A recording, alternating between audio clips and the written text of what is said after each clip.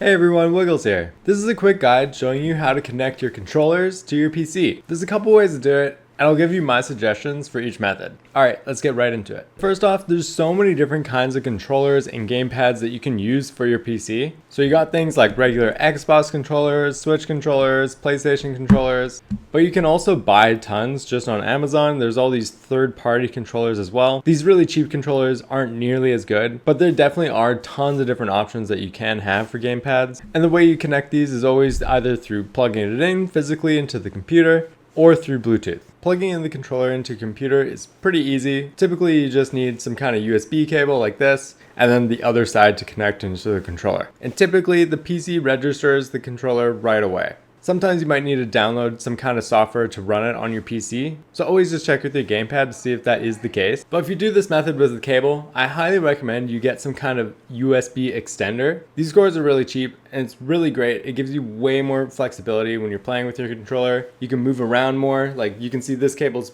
pretty small. But with an extender, you can extend it to like 10 feet long or even more. So it just means that you can move around freely as you play. And it helps not disconnect your controller as you're playing. So most people are going to be connecting their controller via Bluetooth. And the easiest way to do that is just go into your Bluetooth settings. So just search for Bluetooth at the bottom and it'll take you to Bluetooth and device. Make sure you have Bluetooth on. And once you get here, you see all the different Bluetooth devices connected to your computer. So to add a device, just like any other Bluetooth device, just go to the top and click add device and then go to Bluetooth. So here is when you go to your controllers. Every kind of controller has some kind of connecting button. So this is an Xbox controller and at the back, you just hold this and you'll see that this light will start to flash. As soon as you see that start to flash, you'll see the Xbox controller pop up.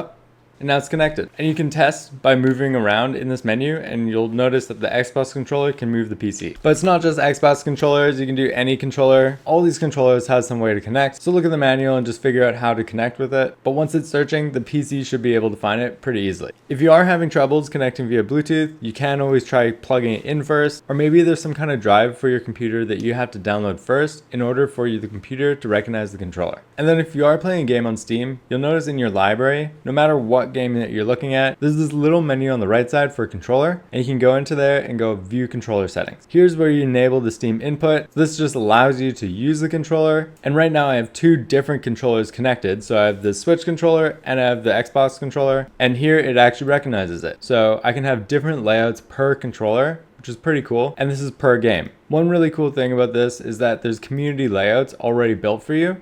So there's people that have played this specific game with that specific controller and found the best key mapping for whatever kind of setup that you want to play. So I highly recommend you look around this community layouts and get some good ideas for the best key mapping templates for whatever game you're playing. You can also get really nitty gritty by going into the controller settings menu and go edit layout. And here you can just change every single button. But yeah, you can do this with every game. And games that aren't on Steam typically have some kind of controller functionality as well. But yeah, lastly, if you go into this Bluetooth menu and you notice that there isn't a Bluetooth section even here, that means that you need to add Bluetooth to your PC. And doing so isn't actually that difficult. You just need to get some kind of Bluetooth receiver that you can buy on Amazon. You can get those for about $20 even, and they'll just add Bluetooth to your whole computer. But that's it for me. I hope this video helped you out. If it did, please give it a like so YouTube knows it's a good video and it can be shown to more people like yourself. And please subscribe to my channel to see more great gaming tutorials just like this. Thanks for watching everyone. Cheers.